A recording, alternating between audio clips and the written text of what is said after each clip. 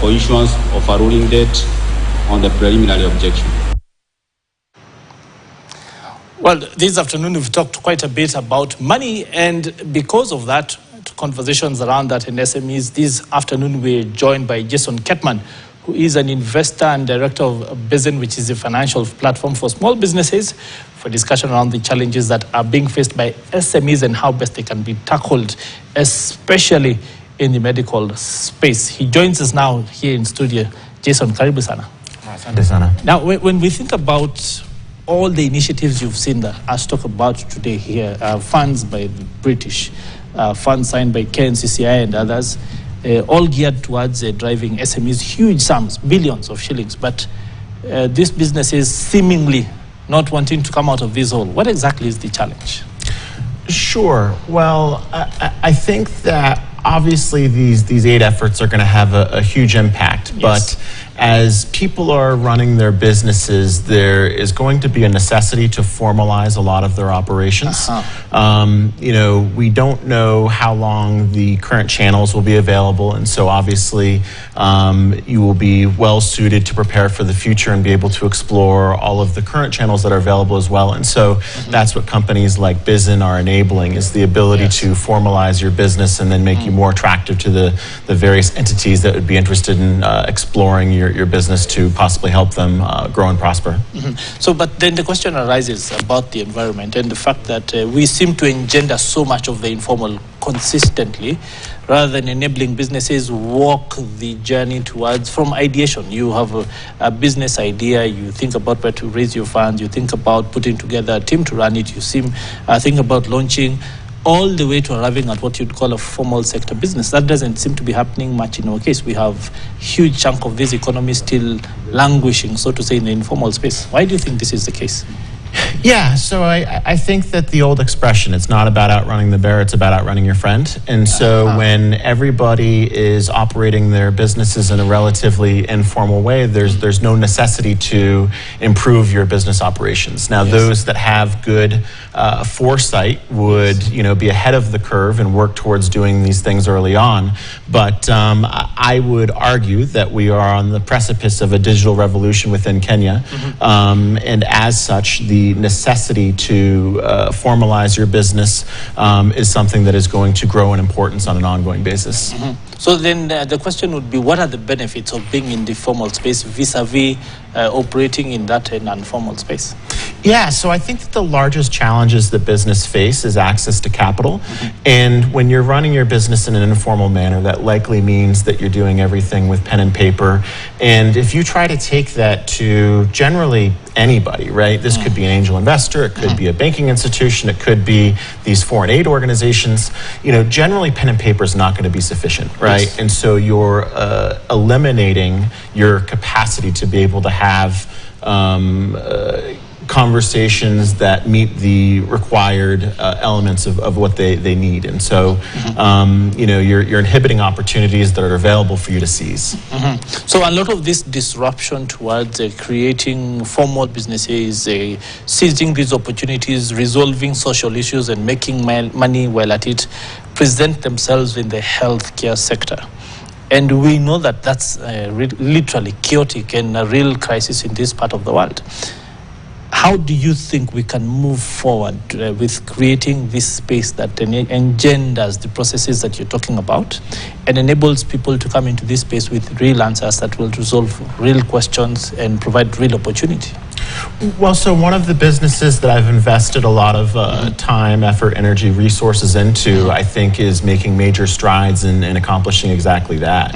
So the company name is Jungo Farm, and what they do is they digitize the entire supply chain across the entire industry. And so if you're a small pharmacy that is operating traditionally with pen and paper, they'll give you free software to handle all of your inventory management, to do the deductions via point of sale, and then allow you to order from your suppliers online. Those could be distributors, importers, manufacturers. And then on the supplier side, we're digitizing their entire process as well. All of the documents that have traditionally been scribbled and marked up and difficult to discern and error prone, all of that has been digitized as well. And so I would say that Jungo Farm has enabled that segment of the industry. Thus far, they've counted over 5,000 organizations that have signed up on the platform.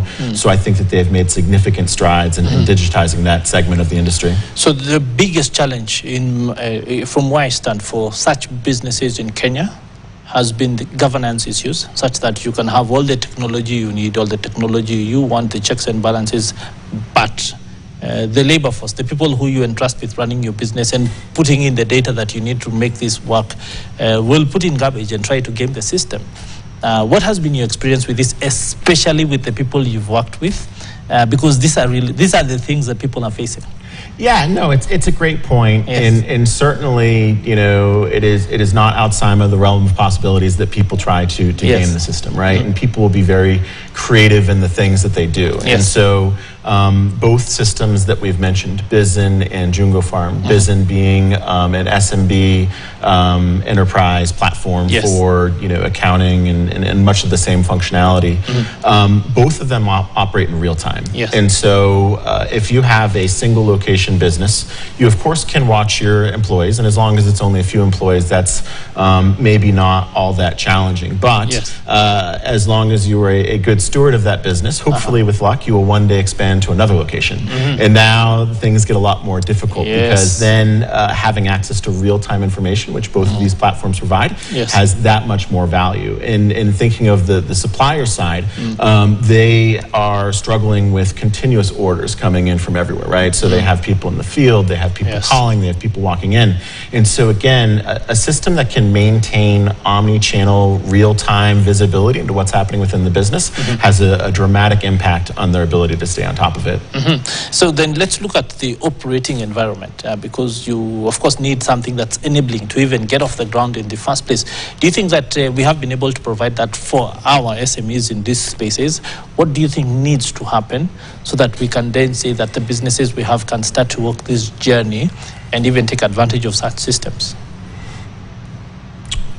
Well, I think that anytime you're trying to do anything... What if you think about it from best practice sort of view? So what's been done in other countries that has worked that maybe we can replicate here? Sure, that's an easier way to answer yes. it. So when you look at the developed world, right, yes. their production per capita yes. is dramatically higher. And so if you look at their roadmap... And why is that the case? Sorry to interrupt you.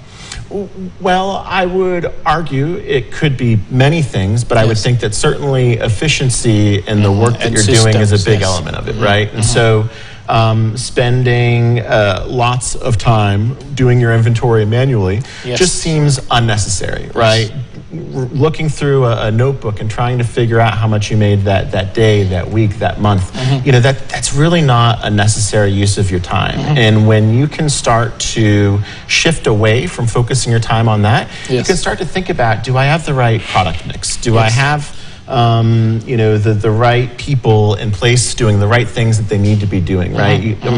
Is my strategy for attracting customers the best thing that I can be doing, right? So the faster you can take some of these cumbersome tasks that yes. don't even need to be occurring in the first place off of your plate, the faster that you can then focus on ensuring that your business really has fantastic operational efficiency.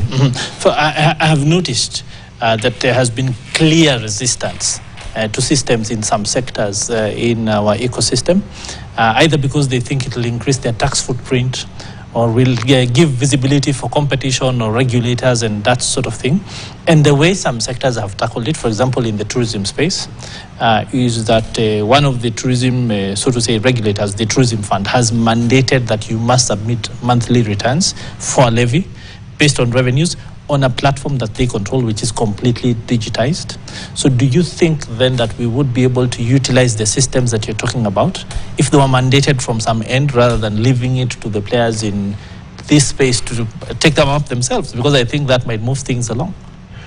Well, I think it would be out of place for me to speak to the regulators and what they could or should be doing. Yes. What I can tell you is that if you want to understand what's going on with your business, this is an absolute necessity. And so regardless of what the regulators choose to do, I think that this will be something very, very positive for you. So I think that's probably the best way I can answer that. Yes. So then people will often go into business to resolve social issues while making money at it. What sort of benefits can the populace expect from this? What sort of impact and convenience would it give them if we had such systems in place?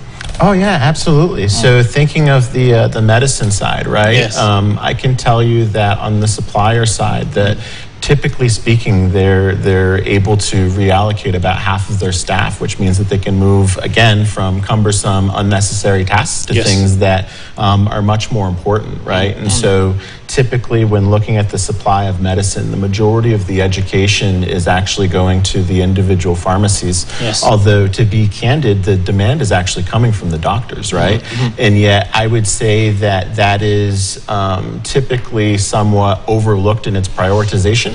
But I've seen then that these suppliers then have the ability with excessive or additional manpower that they're then able to have that focus on the doctors and things like that. And I think that that means that we're going to find the general populace more better educated as to what the appropriate medicines for them are on an ongoing basis. And further, as these organizations get more and more efficient, I'm very hopeful that this will then drive down costs. So you know, that's the end goal here, is that ultimately medicine will be easier to find, better prescribed, and then also more affordable. And then when thinking about BISN, you know, the scenario is that a lot of small businesses, in the absence of formalizing their business, usually have to go to very high cost sources of money.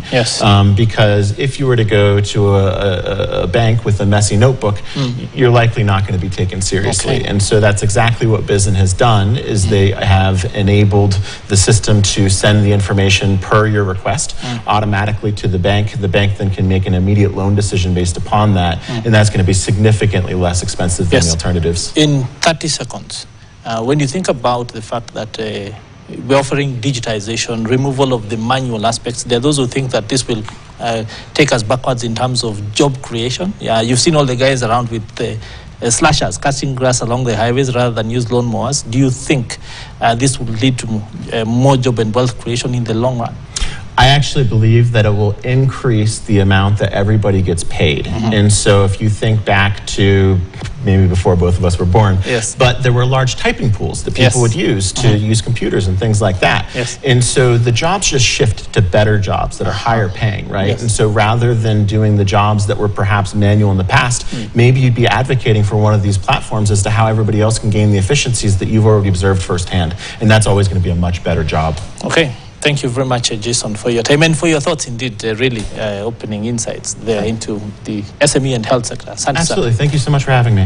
Well, that conversation right there brings us to a conclusion for this show, and not just for that conversation, but of course also calling into question some of the things that we can do to move our healthcare costs along, efficiencies in that sector. Of course, even as we have conversations around the different aspects of health delivery that we have been engaging in. That's it for us here today on Business Today. My name is Peter Akaba. It has been a blast. Up next, Summer Money with the news in Swahili to make a date. And see you again tomorrow, same time. Kwaheri ya kuonana.